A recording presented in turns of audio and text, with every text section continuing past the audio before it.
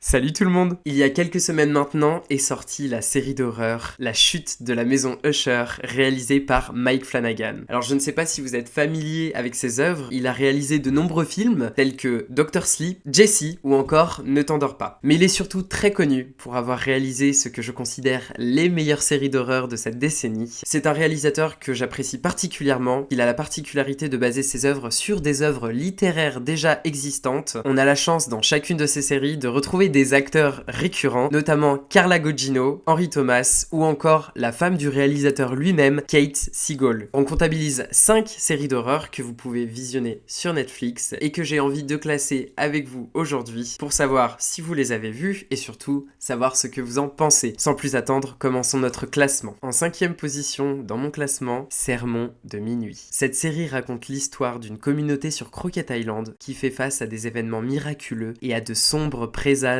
après l'arrivée d'un mystérieux prêtre. Malheureusement, cette série ne m'a pas convaincu. Mais attention, pas parce qu'elle n'était pas bonne, mais parce qu'elle ne m'a pas parlé personnellement. Pourtant, il y avait de nombreux sujets très intéressants, notamment le pardon et la religion, mais il semblerait que l'intrigue de base ne m'ait pas emporté. On a des très bons acteurs qui jouent très bien, on est plutôt sur un slow burn, donc sur une histoire qui met du temps à démarrer, on essaye de comprendre, et surtout, on retrouve de nombreux monologues très intéressants, très personnels. Malheureusement pour moi, ça ne suffit pas. J'ai trouvé la série un peu longue à regarder. L'horreur, pour moi, reste minime et ne m'a pas satisfait. En 4e position du classement, The Midnight Club. Cette série raconte l'histoire d'Ilonka, une adolescente atteinte du cancer de la thyroïde qui décide d'intégrer le centre de soins palliatifs de Brightcliff. Sur place, elle découvre que 7 autres pensionnaires participent au Midnight Club, dont le but est de se retrouver dans la bibliothèque toutes les nuits, vers minuit, pour se raconter des histoires d'horreur. Et ce qui est très intéressant avec cette série, c'est qu'on a deux dimensions très distinctes. On a la dimension de l'intrigue principale et on a une autre dimension où les histoires d'horreur sont racontées et on voit visuellement les histoires se passer. C'est pour moi une série qui arrive à faire quelque chose que je n'ai pas réussi à retrouver dans d'autres séries, c'est-à-dire à m'attacher à presque tous les personnages, surtout les pensionnaires et les résidents. J'étais très touchée par leurs personnages, j'ai trouvé qu'ils avaient une très belle amitié. On a des personnages super attachants qu'on apprend à aimer avec leurs peurs, avec leurs traumas, avec leurs maladies aussi. On apprend à les connaître un peu mieux avec leur histoire. Est-ce que c'est fait pour tout le monde ?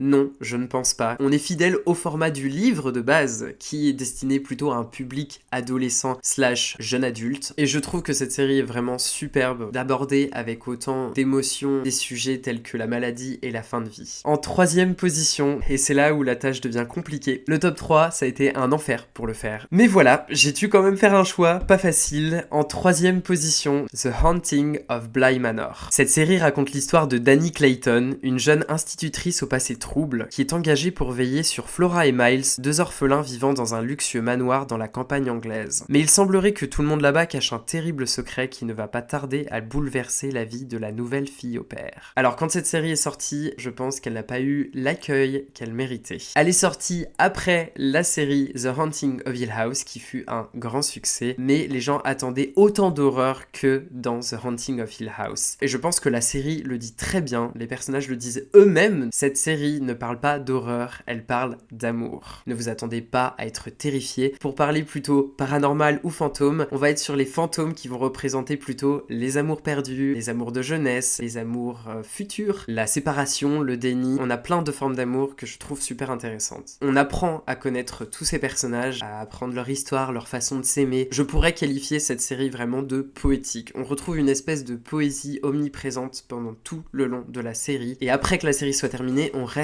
dans une espèce de bulle de nostalgie en se demandant qu'est-ce que je viens de regarder. C'est vraiment une superbe série. En 2e position, nous retrouvons La Chute de la Maison Usher. Cette série raconte l'histoire d'un frère et d'une sœur impitoyables qui, pour assurer la pérennité de leur fortune, fondent une dynastie qui commence doucement à s'effondrer lorsque leurs héritiers décèdent mystérieusement un par un. Et j'ai juste une chose à dire sur cette série. Waouh! Cette série, je l'ai visionnée en moins de 24 heures. À chaque fois, j'étais addict, j'étais accro à savoir qu'est-ce qui allait se passer par la suite. Alors cette série est basée sur l'œuvre littéraire qui porte le nom de La Chute de la Maison Usher d'Edgar Allan Poe et le réalisateur a décidé de suivre un petit peu la trame du livre, mais surtout en y ajoutant beaucoup de références à l'auteur lui-même, Edgar Allan Poe. On a une sorte de différence avec les autres séries de Mike Flanagan, puisqu'on est sur des personnages qui sont relativement détestable. On est en plein milieu d'une famille de riches qui se crachent leur haine les uns les autres et qui se détestent. Donc justement, on apprend à les connaître mais d'une manière différente. On a pour moi une intrigue très marquante avec des figures qui restent, je trouve, splendides. Notamment le personnage de Carla Gugino, que l'on appelle Verna dans la série. Je trouve ce personnage incroyable. Il a une espèce pareille de poésie et de mystère qui remplit l'entièreté de la série. J'adore cette atmosphère mystérieuse, d'essayer toujours de comprendre au fur et à mesure de l'histoire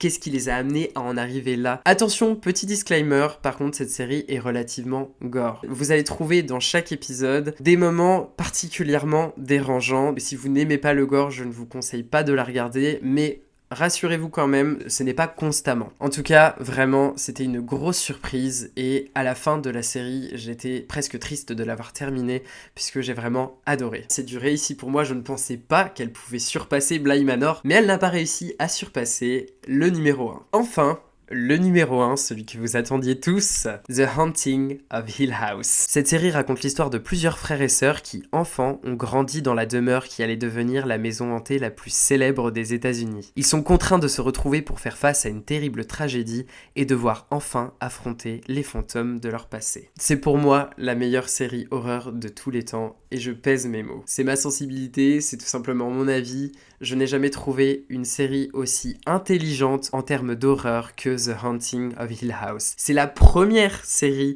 de Mike Flanagan, ça a été un gros succès, il a réalisé ça d'une manière parfaite. J'aime beaucoup ce format qu'il utilise des fois aussi Mike Flanagan, de réaliser un épisode autour d'un personnage pour vraiment apprendre à le connaître au fur et à mesure. Ça amène justement de la connexion avec le personnage. Avec cette série, on va pas être sur des jumpscares à répétition, ce n'est pas la manière de faire peur de The Haunting of Hill House. On a un seul jumpscare dans toute la série. Et je pense que ceux qui ont regardé s'en souviennent très bien. Il n'y a presque pas de jumpscare, mais ça n'empêche pas la série de créer un climat angoissant et vraiment des apparitions très inquiétantes. On est sur une série qui traite plutôt d'un horreur paranormale, donc si les fantômes vous font peur, c'est vraiment parfait. Cette série est faite pour vous. Il faut vous dire que certaines apparitions fantomatiques dans la série m'ont vraiment, je ne dirais pas traumatisé, mais presque, puisque après avoir regardé certains épisodes, j'ai fait des cauchemars toute la nuit, et même certaines nuits, je me réveillais en étant persuadé que certains fantômes étaient dans la pièce. Pour le personal scare, c'était parfait pour moi, vraiment. Ce que j'adore aussi avec cette série, c'est que vous retrouverez dans chaque épisode des éléments cachés dans le décor, et ça, c'est vraiment superbe. Vous pouvez vous amuser, ou même juste regarder des compilations sur internet, vous serez effaré et étonné de voir à quel point il y a des éléments cachés dans le décor qui font peur quand vous vous rendez compte